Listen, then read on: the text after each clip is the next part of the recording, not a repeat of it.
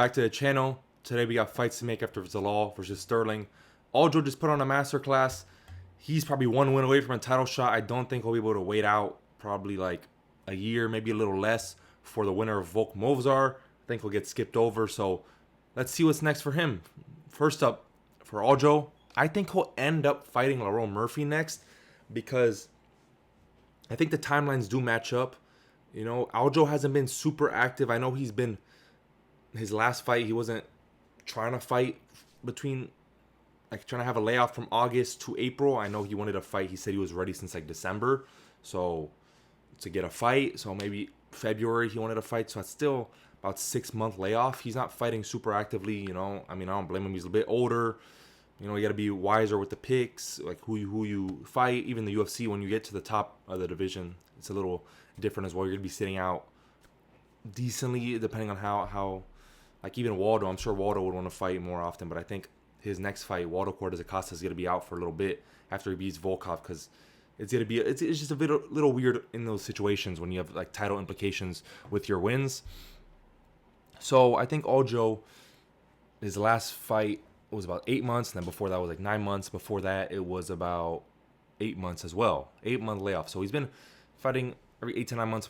He'll probably fight a little earlier this time around. I'd say probably 6, 7 months maybe. And I would say once Lerone's recovered, ready to go, because I know he tore his hip flexor. I don't know how long that takes to repair or heal.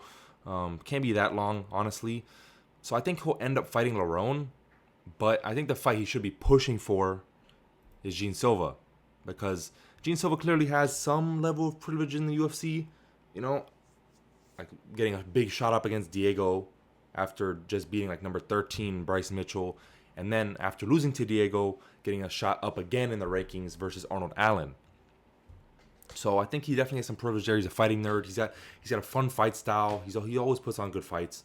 So I think he should be trying to fight Gene Silva next, but I think Gene Silva may have another fight in Yair Rodriguez. I think that might be next for him, if Yair somehow accepts it. But if not, if I were Aljo, I would 100% be pushing for the Gene Silva matchup, because I think if you guys both fight at a similar time, around July through like September, and Volk Movzar happens around September, October, I think Gene Silva will probably skip Aljo if they both win in that case.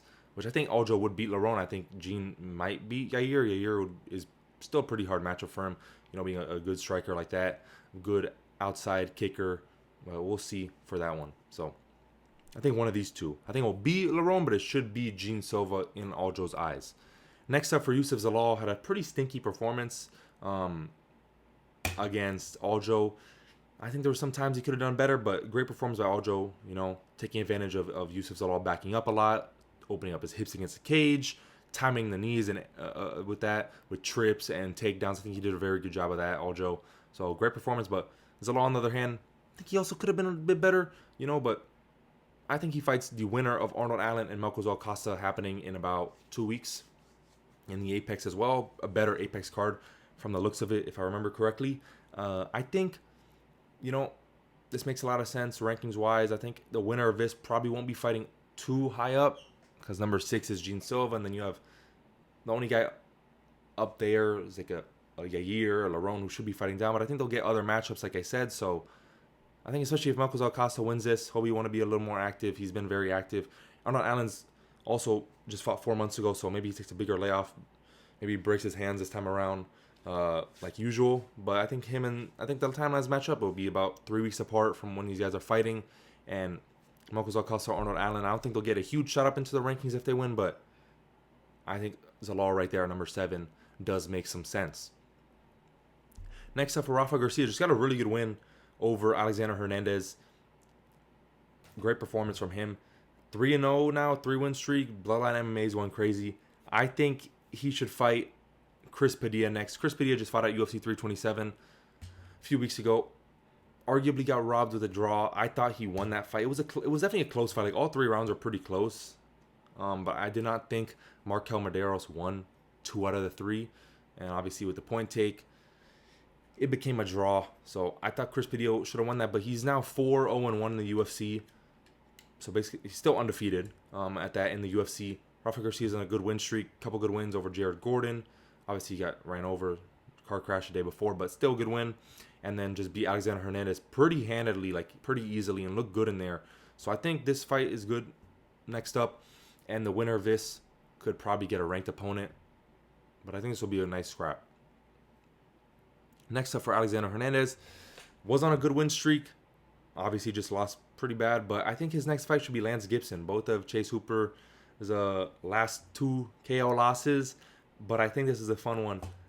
I think it's going to be a fun scrap. You know, these guys are both stand-up guys for the most part. Lance Gibson's more of a Muay Thai. He's got good kicks, good hands, good elbows, good clinch work. Alexander Hernandez obviously got fire in those hands. Good kicks, which I thought he would use more against Rafa Garcia, but I guess not. So I think it's a fun one outside the rankings, a lightweight next. And timelines match up pretty well as well. Next up for Davey Grant, great win over Luna Martinetti, Adrian Luna Martinetti. I think a fun fight for Davey Grant next is Kai Asakura. I think Kai Asakura will win next month, or this month now. I think it's on 328, or is he in the Apex? I forget. Or no, he's in a fucking Macau. He's in Macau May 30th. I think he should win that. I take him to win that versus Cameron Smotherman next. So I think with the win, he should fight Davey Grant. I think this would be a really fun fight, high-paced. Most likely on the feet. Maybe Davey Grant mixes in some wrestling and grappling, but I think, you know, Kai Asakura will be a bit better at this weight class and more improved from his last 2 losses being by submission. So I think this would be a fun scrap, high-paced, good striking battle, and a lot of fun as well. Now for Adrian Luna Martinetti, nothing crazy from him. He did get beat by Davey Grant in his debut. That's a really tough debut for him. But I'm not high on him or Mark Vologden from the Dana White Contender Series war, because it's not very good to have a war in Dana White Contender Series.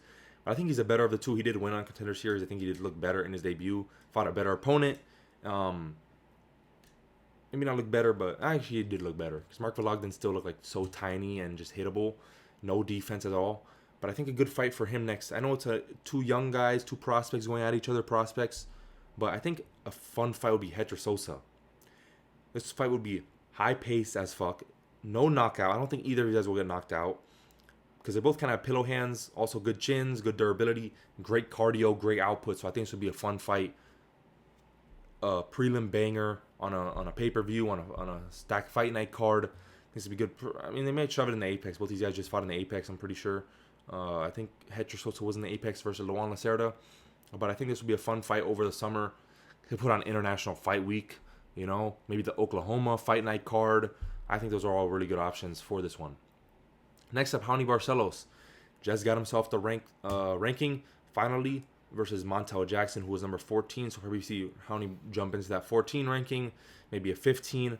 I think a good next fight for him. He called for it as well before the fight took place. But I think Figgy somehow is ranked number 7 in the UFC bantamweight division, with the losses to Jan, and then I think Sanhagen was right after that, and then he beat Montel in a stinker. Then he lost to Umar, and his losses, he has not looked good. Even in his wins, he hasn't looked good. His one win, the past 4 fights, I think it was, he has not looked good. I don't know how he's still number 7.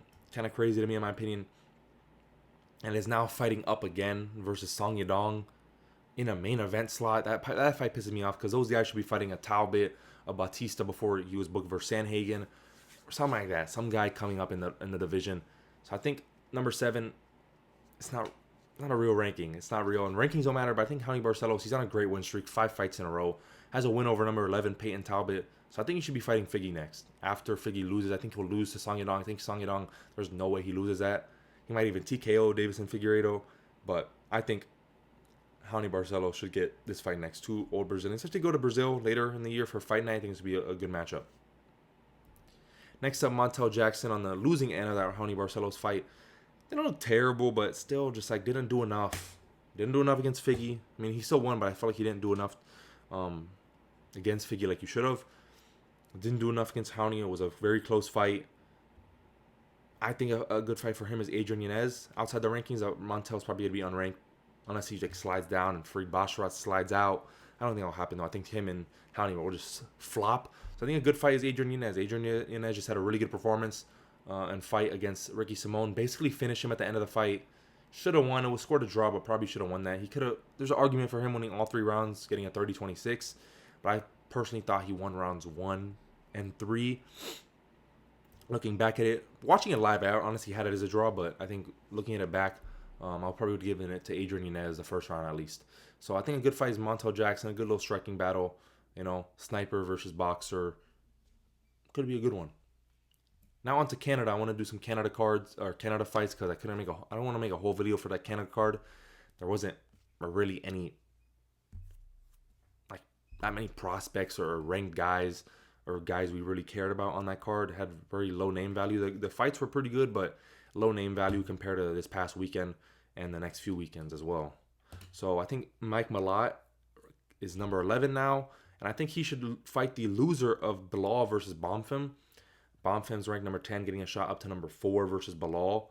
So I think a good fight would be those two next. If Bonfim loses, and if Bilal loses, I think a good matchup for him would be Mike Malott. It's winnable, but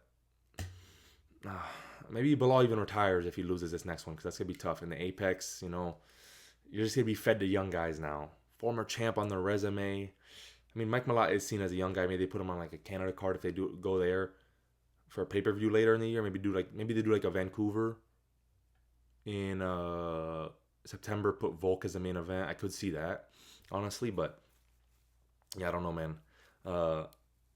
I think the loser of this for Mike Malott is good. I know people are saying like MVP, but eh. And then above him is like Brady, Buckley, Leon, Usman. He's not getting any of those, Mike Malott, for now.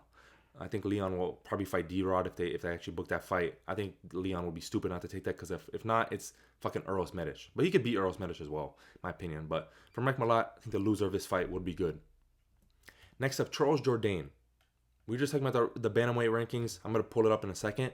But I think he's going to have a hard time getting a fight into the rankings. I know he wanted to fight Cheeto, but I think Peyton Talbot will be getting Cheeto in July or August.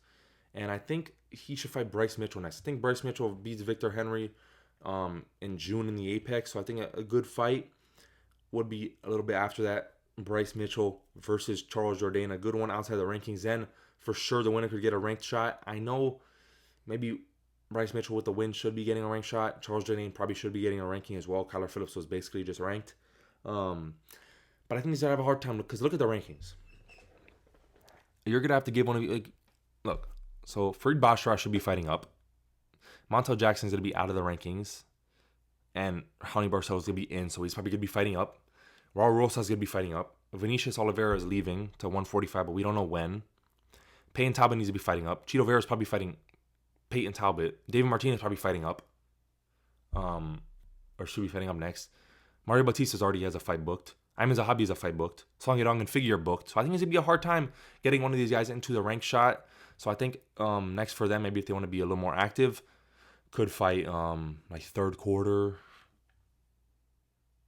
Yeah, like September maybe or something. If they do go to Vancouver, like I said, for pay-per-view maybe. Because I know last year they did pay-per-view in Canada and then fight night. This year they do fight night and then pay-per-view or numbered event, whatever you want to say.